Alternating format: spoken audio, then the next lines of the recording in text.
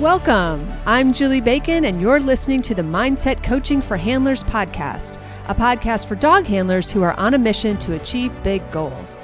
Here I share lessons, insights, personal stories, and tools you can apply during your next show, trial, or test to help you strengthen your mental game and hopefully cue more consistently.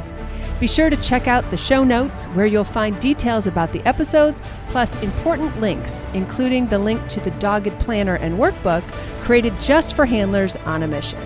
So if you're ready to improve your competitive mindset, get out of your own way, and connect with your dog like never before, then it's time to get comfy, bring an open mind, and work your mindset. Hey there, welcome back to the podcast. All right, if you are in the US and you are involved at all in AKC Agility or have a Facebook feed that is AKC Agility, there's been a lot of discussion about a recent dog bite incident that happened in the ring where a dog bit a judge. Terrible times. The judge was very much hurt, and it has sparked a unbelievable firestorm of conversation on the social media, right? Specifically Facebook, but it's going in all the places. And rather than jump in on my opinion and make my podcast, podcast famous or whatever by jumping in on this topic, I actually want to turn the attention back toward mindset. Okay? Because I think that this is a really great opportunity to take a pause and think about, as handlers who are concerned with their mindset and who are wanting to be really great stewards of the sport and really great part of the community. It's also a really great time to check in with our mindset and see not only how this is affecting us personally, perhaps, but how we want to act in our community this weekend, next weekend, whenever. And if we do want to join in some of these conversations or not. Now, I wasn't there. That's where I start from. Okay, personally, I wasn't there. I'm not going to comment. I wasn't there. I have friends who are judges. I have, a lot of people weighing in. I have people who have, more knowledge than others, et cetera, et cetera. And so I'm listening, but I'm not jumping in. And I'm not jumping in because I wasn't there. And I think that that is a great place to start for a lot of us. But I also think that what's difficult is that a lot of us have been impacted by moments of dog aggression or dogs being out of hand or dogs being dogs, etc. And so what happens is that this can be a very triggering time for many of us. And so we have to remember that sometimes a story happens, an event, I shouldn't say story, it's a real thing. An event happens and it triggers us. And it triggers us into action. And maybe that action is with our fingers, right? We're typing on the keyboards, or maybe our thumbs, right? We're on our phones. Or maybe it, spurs us to have a conversation with somebody else, or to even worry about our own dogs. Because I have been a person with a young dog who was a wild child, my novice A dog. And I'm really grateful that I had the grace and friendship and support of friends and instructors to help me and help that dog become a successful and, well-heeled version dog in society, and to go on and to accomplish great things. Had the situation been different, he might not have gotten that chance to do that, right? Now, it wasn't an aggression issue necessarily, but he left the ring, before we had the agility gates, he left the ring. That could have been cause for, all kinds of things, right? So there's all these moments that we have personally, and we know a person firsthand, not 10th hand, but we know a person firsthand that has been affected by this, and it can be very triggering. The other aspect of this is that if we want to be good stewards in our community, then that does mean that we care about how our sport evolves. And so it's great to care. I want us to care. I want us to this to matter to everyone, and matter to everyone worldwide. Even if this was not something that affected your community, you probably have a similar situation or story again.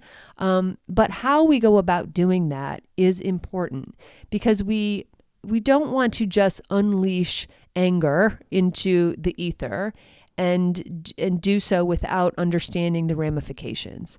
One of the people I keep thinking of is the poor person whose dog it was, because her name was shared. If that were me, I'd probably never go to another dog event again. I'd be so embarrassed and ashamed, even if I went with the nicest dog of the year, kind of a thing, right? It's just, her world is forever changed. And, I think we need to remember that there are real people and real dogs involved in this. And again, how do we want to show up? So I will say that I don't have an opinion on this particular event because I wasn't there. All right. And I'm not making an argument for either side of anything. What I am saying is my listeners, this group of people who I am very privileged to have, I want you to really think of the human aspects of this. And I want you to also look at yourself and see, is this triggering something for you?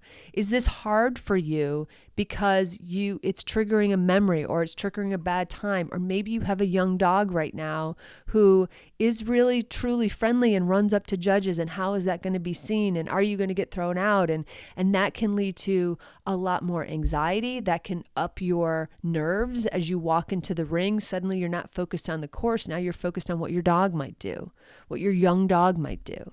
And it's very interesting, right, to have a dog that is young and growing up and is happy and full of themselves. And sometimes dogs, as a way of disconnecting, will go visit the ring crew or go to a corner or leave the handler, because our nerves are such that our dogs are like, yeah, I need a break. I need a break from the situation, or I need a break from you, handler, whatever. And they go off and they do something and they come back. Okay. And it's always been considered a part of dogs growing up.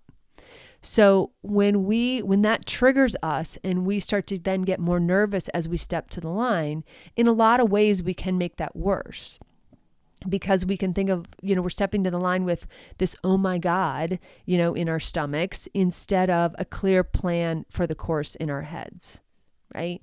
And that can do a lot to ourselves, right? We may know somebody who maybe our dog's, master level, whatever, but we have a friend who's going through that. And how can we be supportive and comforting to them, and yet constructive and compassionate? So I think that in this moment, there's a space to be good humans. There's a space to pay attention to our own mindset and how it might be affected because we have a young, friendly dog, for instance, right? Just one example. And how we can be there to support our friends, but also support our community. Okay. So that's one thing. The other thing that comes up for me as I'm watching a lot of this online, and actually that's another pause, I'm not reading all the comments. As I'm seeing things go by, I'm just letting it scroll on by, because I know that I am not part of fixing the solution, right? I'm not on the AKC board, or I don't have a role in that. But also, again, I wasn't there. I can't tell you what happened. All right. I can read about it. I know people who were there, whatever. It doesn't matter. I was not there. So I am also choosing not to take in that information and take in that energy. On one hand, of course, people are curious, they want to understand, but at this point, there's a lot of different information out there, and not all of it is useful. So as you are protecting your own mind, your health, your mental health about this, you have to decide for yourself, how much of this information do you want to take in? It's like, I don't watch the news before I go to bed either, right? I don't want that last bit of energy to be the last thing in my brain before I shut the lights off. So we have to be protective of our energy. And as interesting as this might be, it might or might not be the best thing for your mental health or the best thing to just have rolling around in your brains. Okay. So that. So, but the other thing is as we are like scrolling and we're seeing this kind of information, it sometimes is tempting to want to weigh in. And I think that if you want to, you should, but try to do it with grace and compassion and in class, and be supportive and be solution oriented, not story oriented, or certainly not being invested on tearing down the people who are already involved in this, right? I think there's already been a lot of that, and it makes me very sad for the owner of this dog. If it were me, I would probably have to like change my name, switch sports, move to Bermuda. Like, I don't even know. I would be so embarrassed and mortified. And even if I got like the nicest dog, I don't know that I would ever be back to the sport. And so I think we have to think about all the people too, and think about how we would want to be treated in that moment, and do the graceful thing that is, the way that we would want to be treated. Right? So again, I'm not saying the conversation's bad. We need to have conversation. The sport is going to evolve. The sport has done nothing but evolve. It has gotten safer than it was in its early days, right? We're not jumping dogs 30 inches, for instance, right? I mean, so much change has happened, and so much change will happen. And I hope that we are all part of the positive change that we see in the sport. Of course. And any major incidences, of course, need to be addressed, and they will be addressed. All right. But from a mindset standpoint, we have to ask ourselves, how do we want to show up? All right. And I think that is really, really important in this moment. How do we want to show up? I did have someone ask me about it, and I just said I wasn't there. And they pressed me. They were like, well, you must have an opinion. And I'm like, I really don't. I wasn't there. I feel bad. And I said, I feel bad for everybody involved, because it's a terrible thing to have happen. And that is true. And that is with grace and love and compassion. And that is exactly how I feel. And they were kind of wanting me to go further, right? Because they wanted me to join in their interest and almost excitement and titillation about this topic. And I just didn't bite. So that is my choice of how I am, going and observing this and what's going on. But it's my choice not to engage. And that's a choice you can make. There's another aspect of this I want to talk about, but I need a drink, so I'll be right back. If you want a little more mindset work, but you're not ready to do coaching, check out some of my online programs. Go to theqcoach.com and click Learn. Under there, you'll see classes for confidence, resilience, even dealing with pressure. And you can get all of them for a bundle price for just $88, which is way cheap. And best of all, you have forever access to them, so you can always go back and listen whenever you need a tune-up. So check it out. Okay, back to the show. Alrighty, another piece that I want to bring up here is the good old toxic people that we've talked about from time to time, right? These people that we know how toxic people affect us. Many of you, some of those toxic episodes, or the episodes I should say on toxic people, are some of my most popular episodes. Which always makes me a little sad, right? That it is such a big deal that needs to be addressed, okay? But these kinds of moments, these kinds of incidences are, they are just what those toxic people live for, right? I mean, nothing better than, someone going through something awful, right? And so to them, not to me, it's awful. Like I said, I feel terrible for the woman whose dog it is. So I think that's another thing to look out for is as we are at trials, especially, right now as it's happening and it's all being discussed, it's going to be really easy to fall into a conversation about these incidents, right? Because someone's dying to talk about it. Someone's dying to have their opinion about it. And someone's, it's going to say a mean thing, right? And a lot of generalities, a lot of broad brushstrokes, a lot of generalizations, are being thrown around right now. And like I said, my first dog wouldn't have been successful in agility, I might not even be still in agility had I not had support for people that when he was young and dumb and doing stupid things, that they were helping me train and prepare him and, go to trials that were good environments for him so that he could, we could figure it out together and he could grow up and be a successful, upstanding, member of society, right? So when you are, potentially around those people who kind of really live for it, and you kind of probably can already imagine those kinds of people who love that type of drama, again, think about what your response wants to be, what it is going to be, maybe even have a couple lines ready, maybe be ready to walk away from the conversation, maybe say what I've been saying, which is just, I wasn't there, I don't want to speculate, or, you can even say, maybe you do feel bad for the woman because what an awful place to be. I feel bad for the judge, obviously, as well. I mean, that was some serious damage. So we get to choose how we want to show up.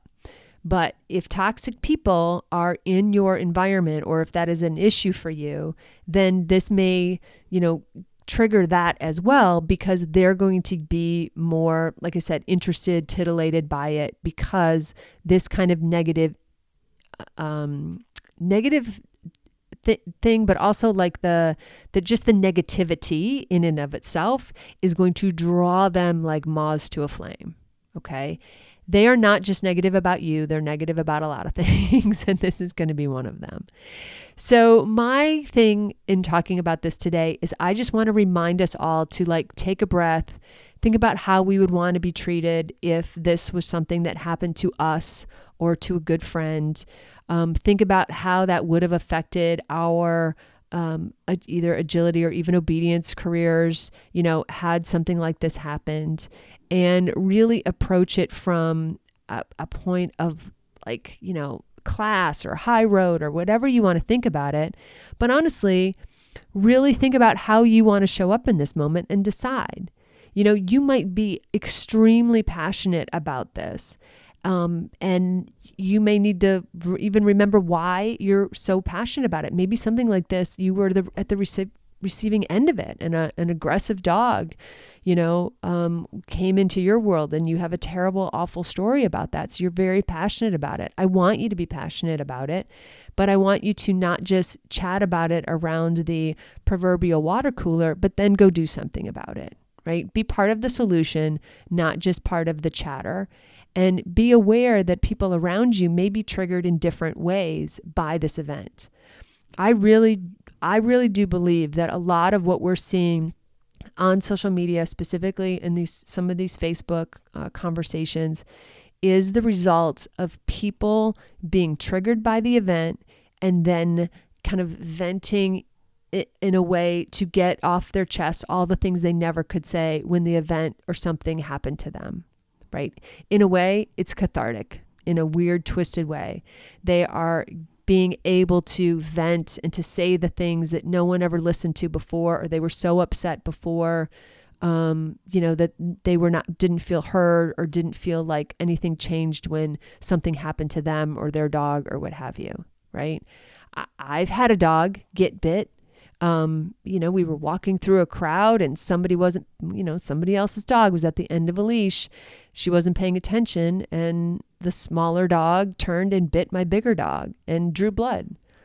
And she never turned around, never acknowledged it. And, one of my triggers is, had that been reversed and my bigger dog would have gone after a smaller dog, I believe I would have been in committee for about 3 days, right? But since it was a smaller dog coming after a bigger dog, that didn't happen.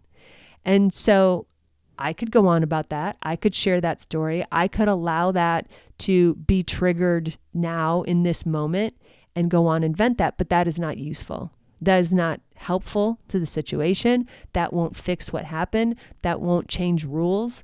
That won't make the sport safer.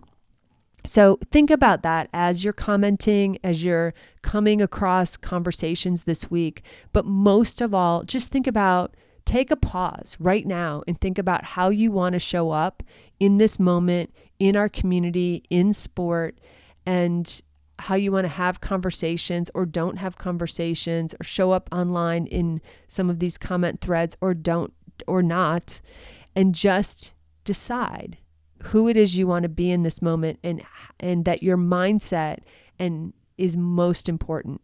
And if you need to talk it through with somebody because it's so triggering, then do that. Then make sure that you talk it through. Make sure that you understand, if you're worried about your own dog, even being friendly, even being over friendly and having that be misconstrued, talk it through. Make sure that you understand how it's affecting your own nerves. Make sure you understand how this whole situation is affecting you, because I think it's affecting all of us in some way. A lot of people less than other people. But it is going to affect us all. And the buzz at the trials is going to get in our heads. Just be aware. Just be aware of all this different kind of energy that is going to be present at trials and what that is going to do for you. So you need to really take care of your own mindset. You need to take care of your own self, your self-care. You need to do what you need to do. Figure out, I keep saying the same phrase over again. I'm sorry, but I just don't have a better way to say it. But we get to decide how we show up in this world. And this is one of those moments that will test us. And depending on how you are affected by it, will definitely put a strain on your mental preparation, right? I can think of clients who are like, oh my God, I have a friendly dog, or my dog gets wild, and that's going to make them more nervous when they stand at the gate. Okay, if you know that that's going to be you, if your nerves are going to be up, what are you going to do differently? How are you going to take care of yourself? How are you going to make sure that you and your dog get to the ring? Right? Do you know that you're going to have this one toxic clique of people really chatting it up and you'd rather not be there? Okay. Do you need to skip a day? Do you need to skip a weekend? Do you really need to get yourself out of the environment because you think it's going to be bad? Or do you just need to have like a ready answer ready, at the ready answer ready, an answer ready, if you are in that position. Okay. Again, take care of yourself. Prioritize your mindset. Prioritize what it is that you need in this moment. And please don't forget that there are caring humans involved who, are impacted by this, and people who really do at the heart want to make the sport safe yet accessible and yet friendly to new people, new dogs, etc. So that's what we need right now is just a little sanity, a little pause maybe, and think about the humans involved in this. But most of all, think about taking care of your own mindset during this time where all of this other energy is going to potentially be swirling around you. Okay. So we're all going to be affected in some way, whether we are or not, kind of thing, or whether we're involved or not. And, I'm not even trialing in this moment, and yet I'm being impacted by people around me and people reaching out and asking for my opinions, right? Random. I'm not even at a trial right now, right? So it will happen. You'll feel it in the energy. You'll see it on social media. Decide how you want to show up. Decide what it is that you need for your own mindset. And at the end of the day, be good stewards of the sport and, stay classy out there, right? Stay classy. Don't join in the fray. So no matter what you're doing this week with your dogs, I hope you have a fantastic time. Thanks so much for listening to the Mindset Coaching for Handlers podcast with me, Julie Bacon. I am so grateful for your precious time. Check out my Dogged Planner workbook and journal available on Amazon. Just search for Dogged Planner. I also offer monthly membership that's perfect for ongoing support of your awesome goals. Check out theqcoach.com for details, or just stop by and check out all the ways you can work on your mindset. And be sure to follow me on Facebook and Instagram at theqcoach and let me know how it's going. Finally, please share, subscribe, and leave a review. This helps us podcasters tremendously. Plus, I know I get my best podcast recommendations from friends. Thanks, and have a great week with your dogs.